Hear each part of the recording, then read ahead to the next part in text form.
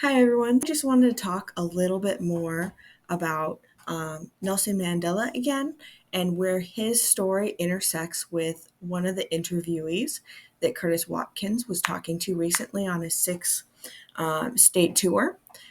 So, this man, Reverend Daughtry, is 94 now, and Curtis got a chance to sit down with him and to talk about his life journey, which is just incredible. Reverend Daughtry started in a underprivileged house and community. At school, he was bullied by other kids because he had an accent and he was an immigrant. And so he ended up going down a darker path. He joined, and he was a smart kid, so he got away with a lot of it. He became very valuable to that group. And at a very young age, he ended up in prison. And in prison, he had a turning point where he decided to invest his faith in God. And he just accepted the Lord into his life. And when he got out, he tried to be a better person. He tried to expand on everything he's learned in the Bible. And he started to build a community. And he eventually became a reverend. Now, after Reverend Daughtry had been doing work in the church and building himself up, becoming an exemplary leader, that is the point where his life and Nelson Mandela's started to intersect. And there's no better person to tell you about it than Reverend Daughtry himself. So I'm going to give you guys a little excerpt, about a minute or so, of the interview. I hope you guys enjoy. We raised money for the African Liberation Movement. So Mandela, when he came out, obviously we put together a welcoming committee, and we welcomed Nelson and Winnie here to New York. Winnie Mandela made her first public statement in America here in the House of the Lord Church, right upstairs.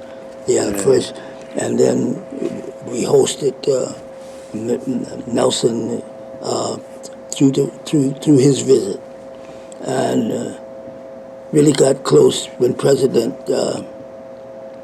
with Clinton on the last visit, Nelson's last visit, had a whole reception at the White House. So obviously we were invited to the reception. So at his death, we were invited to the funeral in Quanud, his ancestral home. Had a funeral for only 4,000 people. The whole wide world were invited. We were invited.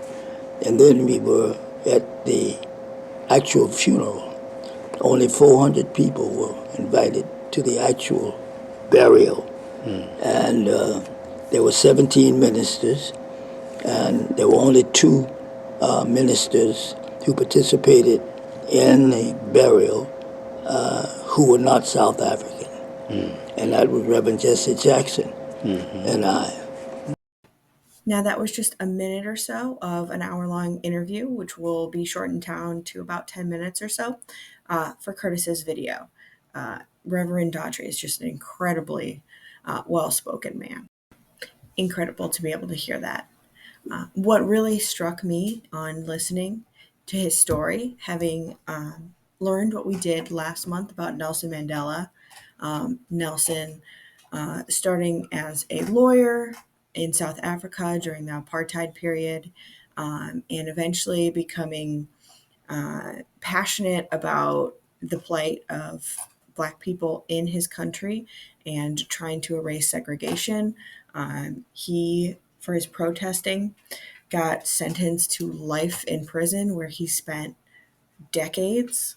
And then you take Reverend Daughtry, who was also in prison. It wasn't through the same means or lifestyle. Reverend Daughtry being a young man who was in a position where he's being used by people in power and felt like he had no choice but to try to survive.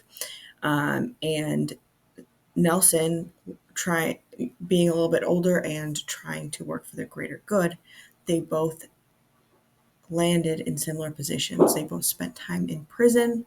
Um, it changed them. For Nelson, it cemented his beliefs. It built him. It gave him the world's attention. And for Reverend Daughtry, I think it's something a lot quieter in his soul that changed. And I think that they're incredible stories. I absolutely can understand why these two men were drawn to each other and why Reverend Daughtry was one of the few that was honored with the chance to be at that ceremony. So I just think it's incredible. All right, you guys have a great day.